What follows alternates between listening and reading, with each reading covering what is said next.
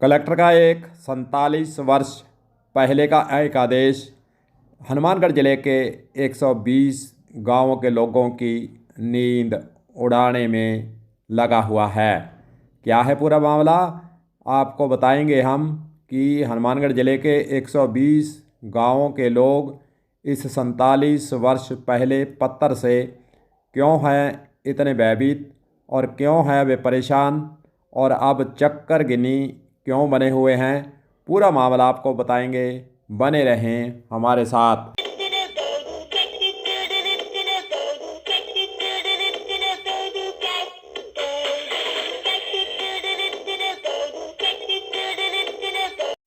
दरअसल गंगानगर और हनुमानगढ़ एक ही ज़िला होता था उस वक्त।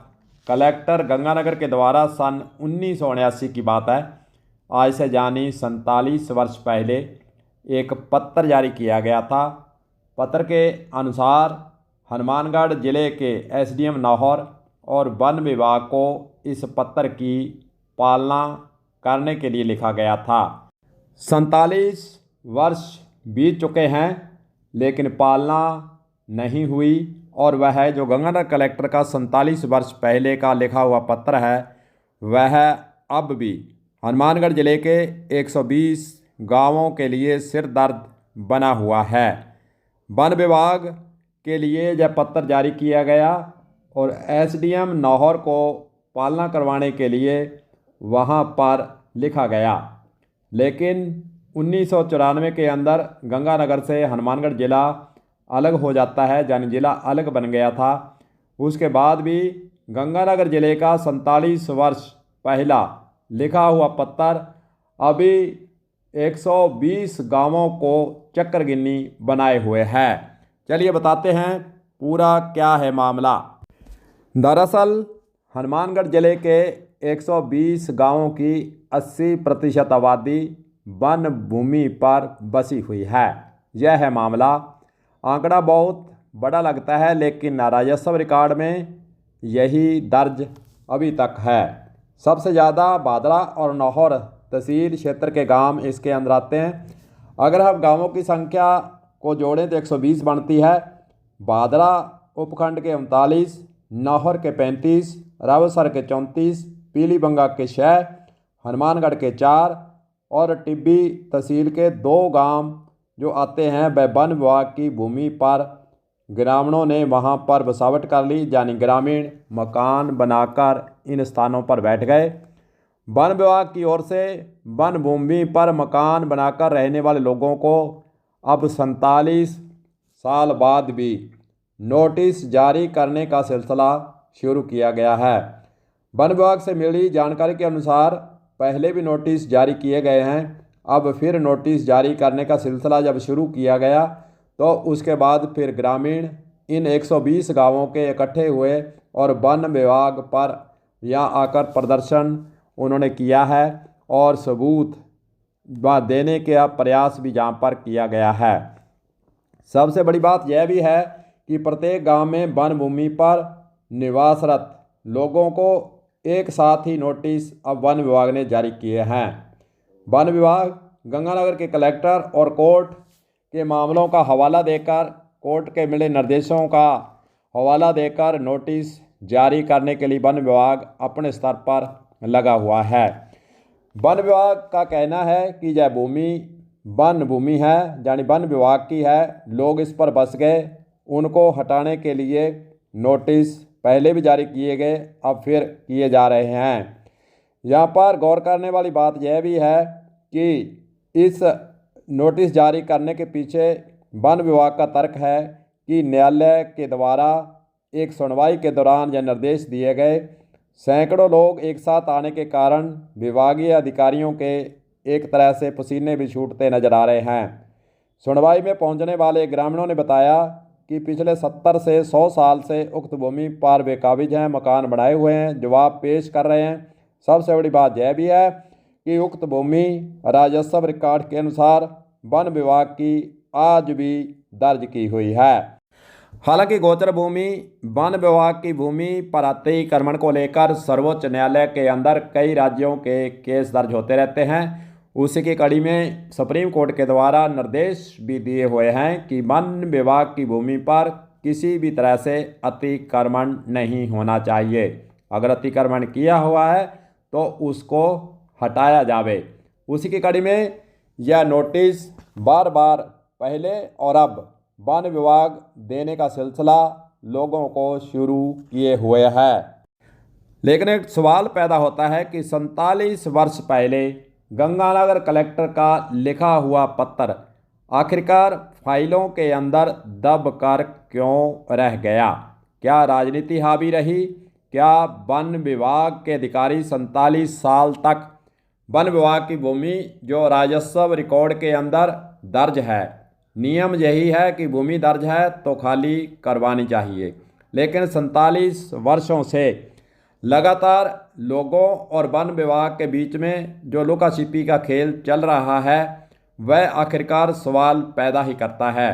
अगर 47 वर्ष से पत्र जो आया था उसकी पालना नहीं हुई तो फिर गंगानगर कलेक्टर के द्वारा इन कार्रवाई करने वालों पर क्या कोई अपनी तरफ से लिखा पढ़ी की? क्या उनके द्वारा कार्रवाई की? क्या लोगों को जो नोटिस दिए गए उसका जवाब देने के बाद वन विभाग चुप बैठा या कलेक्टर गंगानगर चुपचाप बैठ गया?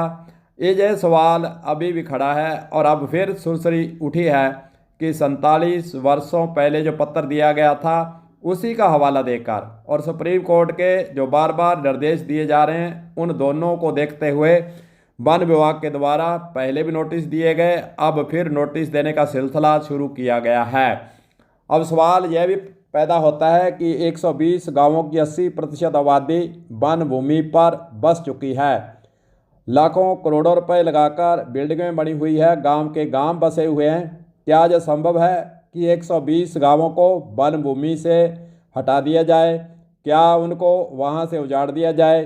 क्या उनको वहां से हटा दिया जाए तो हनुमानगढ़ के अंदर हड़कंप मच जाएगा, राजनीति गर्मा जाएगी और विरोधी पक्ष को एक ऐसा मुद्दा मिल जाएगा जिसका जवाब सत्ता पक्ष देने में समर्थ भी नहीं होगा। हनुमानगढ़ डीएफओ का एक बयान भी आया है कि राजस्व रिकॉर्ड के अनुसार 120 गांवों में वन विभाग की भूमि है। अधिकांश गांवों में 80% आबादी इसी भूमि पर बसी हुई है। कोर्ट के निर्देशानुसार ग्रामीणों को कब्जे हटाने के निर्देश जारी किए जा रहे हैं। यह वन विभाग की ओर से एक बयान सामने आया है। राजस्व रिकॉर्ड को देखें तो 1986 का जो रिकॉर्ड है उसके अनुसार गांवों के अंदर गोचर, जोड़ पायतन सहित सरकारी भूमि पर वन विभाग को उस वक्त सुपुर्द कर दी गई, जिसका नामांतरण वन विभाग के नाम पर 1986 के अंदर दर्ज हो चुका था।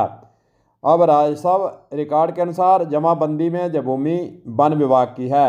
हकीकत में इस भूमि पर वर्षों से लोग मकान बनाकर निवास कर रहे हैं। ग्रामीणों के आपसी विवाद के कारण ही अब यह प्रकरण कोर्ट तक पहुंच रहे हैं। जानी जो वन विभाग की भूमि पर 120 गांव बसे हुए हैं, उन्हीं गांवों के लोग आपस में तू मैं करते हुए और अपनी छवि को दिखाने के लिए, अपनी छवि को चमकाने के लिए कोर्ट के अंदर जा रहे हैं और आपस में ही उलझते नजर आ रहे हैं। वन विभाग की भूमि पर जो कब्जे किए हुए हैं उसको हटाने के लिए तो कोर्ट तक वह जा रहे हैं। और सबसे बड़ी बात यही है कि ग्रामीणों के पास तो पट्टे भी हैं, फिर भी इनको कोई राहत नहीं मिल रही है। यानी गाँवों के अंदर जो गांव बसे हुए हैं वहाँ पर ग्राम पंचायत की ओर से पट्टे जारी किए हुए हैं। पट्टे अब दरे के दरे रह गए हैं, क्योंकि वन विभाग के द्वारा कह दिया कि आप इन गांवों से जो वन विभाग की भूमि है वहाँ से अपने मकान हटाइए, वहाँ से अपने कब्जे हटाइए। अब यह मामला हनुमानगढ़ के अंदर एक तरह से गरमाया हुआ है कि आखिरकार 120 गांवों की आबादी, 80% आबादी जो 47 वर्ष पहले से यहाँ पर बसती आ रही है, क्या वे हट पाएंगे? क्या ऐसे लोगों को वहाँ से हटाना मुमकिन होगा? यह सबसे बड़ा सवाल है।